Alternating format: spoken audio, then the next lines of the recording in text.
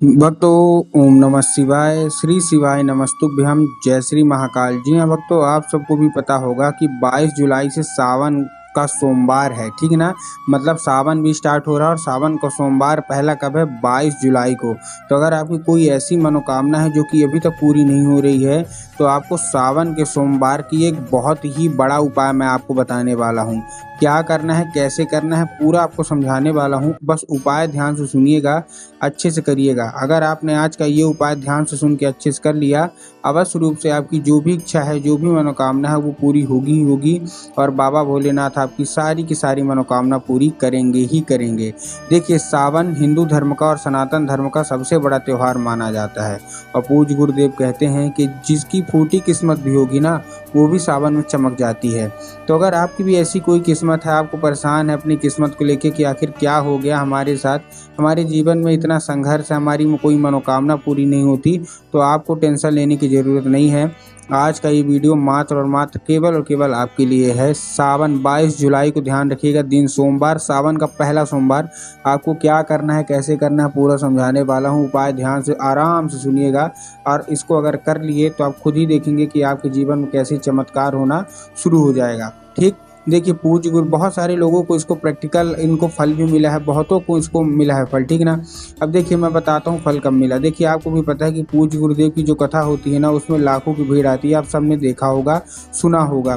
तो अभी गुरुदेव की कथा चल रही थी, पिछले साल की बात है। पिछले साल का जो सावन था ना, यही आषाढ़ का लास्ट चल रहा था और सावन आने वाला था, तब गुरुदेव की कथा चल रही थी। और जब गुरुदेव की कथा चल रही थी तो आपको भी पता है कि लाखों की भीड़ आई। जब गुरुदेव की कथा में लाखों की भीड़ आई तो वहाँ ज़्यादातर जो भक्त थे ना, उन्होंने क्या किया, जैसे कि आपको पता है कि गुरुदेव की कथा में जो भक्त आते हैं, वो पत्र के द्वारा, किसके द्वारा? पत्र के द्वारा अपनी मनोकामना गुरुदेव तक पहुँचाते हैं।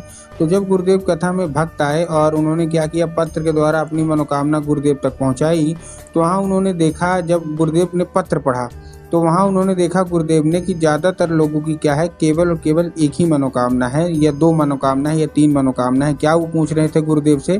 किसी की धन प्राप्ति की मनोकामना है, किसी की कर्जा मुक्ति की मनोकामना है, किसी की कोई बीमारी की मनोकामना, मतलब तरह तरह की लोग की अलग अलग मनोकामना है। और वही गुरुदेव से पूछ रहे थे, गुरुदेव कोई उपाय बता दें। जब गुरुदेव ने देखा, तब गुरुदेव ने 2 से 3 उपाय बता दिए और कहा केवल और केवल ये उपाय कर लेना, तुम्हारी जो भी इच्छा है, जो भी मनोकामना है, जो भी बाबा भोलेनाथ से चाहती हो ना, सारा का सारा इच्छा, सारी की सारी मनोकामना पूरी होगी। लेकिन करना कब है? सावन के पहले सोमवार में कर लेना। जो सावन का पहला सोमवार आएगा उसी में करना, बाकी आपको नहीं करना है। जब गुरुदेव ने ये उपाय बताया तो लोगों ने जा जाके इस उपाय को घर में करना शुरू कर दिया। अब जैसे ही लोगों ने जा जाके इस उपाय को घर में करना शुरू कर दिया, वही लोग गुरुदेव की कथा में 1 से 1.5 महीने के बाद वापस आ गए। अब जब वही लोग गुरुदेव की कथा में वापस आए तो उन्होंने क्या किया, फिर से एक बार गुरुदेव को पत्र लिखा। 1 से 1.5 महीने के बाद ही, मतलब सब सावन खत्म हुआ, वो फिर से आ गए। जब गुरुदेव को उन्होंने फिर से पत्र लिखा, लेकिन ये वाला जो पत्र था ना, ये आप जान के हैरान हो जाओगे, ये वाला जो पत्र था, ये गुरुदेव को धन्यवाद के रूप में पत्र था कि गुरुदेव धन्य हो आपका, आपके द्वारा बताया गया उपाय हमने कर लिया है, हमारी जो इच्छा थी सब पूरी हो गई है, आपका कोटि कोटि धन्यवाद। हम आपको यहाँ धन्यवाद कहने आए हैं, सावन के पहले सोमवार ने चमत्कार कर दिया है।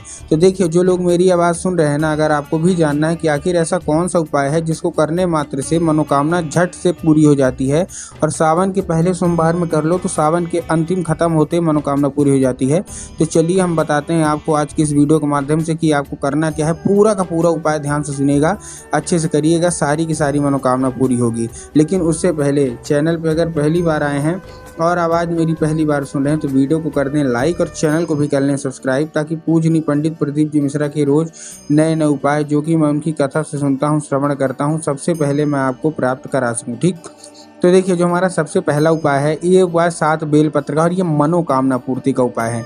अगर आपके जीवन में कोई भी ऐसी मनोकामना है जो कि पूरी नहीं हो रही है, तो मनोकामना पूर्ति का ये उपाय आपको ध्यान से करना ही करना है। अब देखिए, इसको करेंगे कैसे, उसके बारे में भी हम लोग चर्चा कर लेते हैं। इस उपाय में आपको चाहिए क्या क्या? इस उपाय में आपको सिंपल से चाहिए 7 बेलपत्र, 1 लोटा जल और 2 से 3 बूंद गंगा जल। फिर से बता रहा हूँ, ध्यान से सुनिएगा। 7 बेलपत्र, 1 लोटा जल और 2 से 3 बूंद गंगा जल। अब देखिए, जो 1 लोटा जल है, सबसे पहले तो तांबे के लोटे में जल होना चाहिए। इस चीज़ का आपको ध्यान रखना है। बहुत सारे लोग गलती क्या करते हैं कि वो तांबे के नहीं, स्टील के लोटे में जल ले लेते हैं, जो कि गलत है। पूज्य गुरुदेव साफ साफ बताया है गुरुदेव ने कि आपको स्टील के लोटे में नहीं, तांबे के लोटे में जल लेना है। ठीक, ले लिया। तांबे के लोटे में जल लेने के साथ साथ आपको और क्या करना है, जैसे आपने तांबे के लोटे में जल लिया, जो जल है वो आपके घर का होना चाहिए, ये चीज़ भी आपको ध्यान रखना है। बहुत सारे लोग गलती यहाँ तक ये भी करते हैं कि वो जो जल है ना, वो कहाँ का जल ले लेंगे, वो जो जल है वो जाके मंदिर परिसर से जल ले लेंगे, घर से खाली लोटा लेके जाएंगे और ले जाके मंदिर परिसर से जल भर लेंगे। ये भी गलती है, ये भी आपको नहीं करना है। ठीक, आपको अपने घर से जल लेना है, उसमें 2 से 3 बूंद गंगा जल डाल लीजिए और 7 बेलपत्र लेना है। अब देखिए बेलपत्र कैसे लेंगे, बेलपत्र कहीं से भी कटा फटा नहीं होना चाहिए, कहीं से भी खंडित नहीं होना चाहिए, कहीं से भी मुरझाया हुआ तो बिल्कुल भी नहीं होना चाहिए। बहुत सारे लोग बेलपत्र लेने में गलती क्या करते हैं कि एक पत्ती को ही बेलपत्र मान लेते हैं, जो कि पूर्णतः गलत है। आपको भी पता है कि एक पत्ती का तो कोई बेलपत्र होता ही नहीं है, 3 पत्ती मिलके जो बेलपत्र बनती है ना, वही बेलपत्र मान्य होती है। तो बस आपको जो बेलपत्र है, बेलपत्र आपको अच्छी वाली ले लेना है। ठीक है, 3 पत्ती वाली आपको बेलपत्र ले लेना है। बेलपत्र लेने के बाद आपको पहुंच जाना है कहाँ, सीधा सीधा शिव मंदिर। ठीक, शिव मंदिर पहुंच गए। शिव मंदिर पहुंचने के बाद आपको देखिए उसी लोटे में डाल लेना है। ठीक, ये मनोकामना पूर्ति का बहुत बड़ा उपाय मैं आपको बता रहा हूँ। उसी लोटे में डालने के बाद आपको करना क्या है, जैसे आपने उसी लोटे में डाला, पहुंच जाइए शिव मंदिर। अब आपके दिमाग में आया होगा जाएंगे बाबा भोलेनाथ के ऊपर अर्पित कर देंगे, यही तो गलती है। आपको बाबा भोलेनाथ के ऊपर अर्पित नहीं करना, आपको कहाँ अर्पित करना है, आपको अर्पित करना है नंदी के ऊपर। अब देखिए नंदी के कहाँ ऊपर आपको करना है, नंदी का एक पैर होता है आगे का जो कि उठा हुआ होता है, तो आपको नंदी के उठे हुए पैर में आपको क्या करना है, नंदीश्वर महादेव का नाम लेके। कौन से महादेव का बहुत ही सुंदर सा नाम है, नंदीश्वर महादेव। तो बस आपको नंदीश्वर महादेव का नाम लेके उन्हीं का स्मरण करके आपको चुपचाप क्या कर देना है, आपको अर्पित कर देना है बस। अब एक चीज़ का आपको ध्यान रखना है कि नंदी के ऊपर अर्पित कहाँ करेंगे, नंदी के ऊपर आपको अर्पित करना है नंदी के आगे वाले पैर पे। और नंदी के आगे का एक पैर होता है जो कि उठा हुआ होता है ना, तो बस नंदी के उठे हुए पैर में आपको चुपचाप अर्पित करना है। अगर आपने वहाँ कर दिया ना, तो आप अवश्य रूप से देखेंगे कि नंदी की कृपा आपके ऊपर होगी और आप जो भी चाहते हैं नंदी से सारा का सारा आपको मिलेगा ही मिलेगा, और बाबा भोलेनाथ की भी कृपा होगी ही होगी। ठीक है, ये था हमारा कौन सा, ये था हमारा पहला उपाय। अब हम चलते हैं दूसरे उपाय की ओर, जो कि कर्जा मुक्ति का है। अगर आपके जीवन में कर्जा बहुत ज़्यादा बढ़ गया है ना, तो कर्जा मुक्ति का ये उपाय आपको अवश्य रूप से करना ही करना है। अब इस उपाय में देखिए आप करेंगे क्या, कैसे करेंगे, उस चीज़ के बारे में भी हम लोग बात कर लेते हैं। इस उपाय में आपको चाहिए कच्चा दूध, और कच्चा दूध लेके आपको कहाँ पहुँच जाना है, सीधा सीधा बरगद के पेड़ के नीचे। आपको शिव मंदिर नहीं जाना, ध्यान रखिएगा, आपको बरगद के पेड़ के नीचे जाना है। ठीक, पहुंच गए बरगद के पेड़ के नीचे। अब जैसे ही आप बरगद के पेड़ के नीचे पहुंचेंगे, आपको क्या करना है, बरगद के पेड़ की 3 बार परिक्रमा करनी है। कितनी बार, 3 बार आपको बरगद की पेड़ की परिक्रमा करनी है। ठीक, अब जैसे आप 3 बार बरगद की पेड़ की परिक्रमा करेंगे, अपनी जो भी इच्छा मनोकामना होगी, जितना भी कर्जा होगा, सारा का सारा बोल देना है।